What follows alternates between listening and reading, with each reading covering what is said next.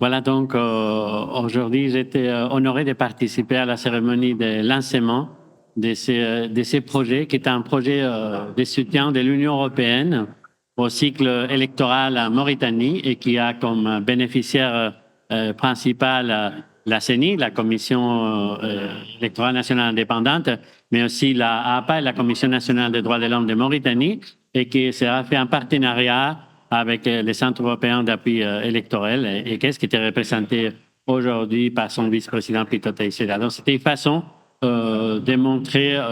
cet appui européen à la consolidation de la démocratie et des élections en Mauritanie et en même temps de souligner encore une fois l'importance de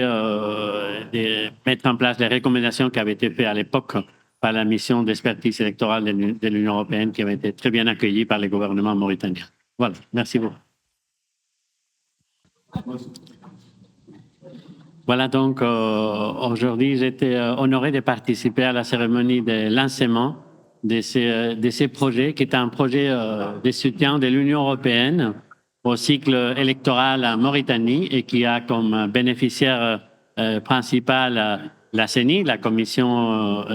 électorale nationale indépendante, mais aussi la APA, la Commission nationale des droits de l'homme de Mauritanie, et qui sera fait en partenariat avec les centres européens d'appui électoral et qu'est-ce qui était représenté aujourd'hui par son vice-président Pito Teixeira. Donc, c'était une façon de montrer cet appui européen à la consolidation de la démocratie et des élections en Mauritanie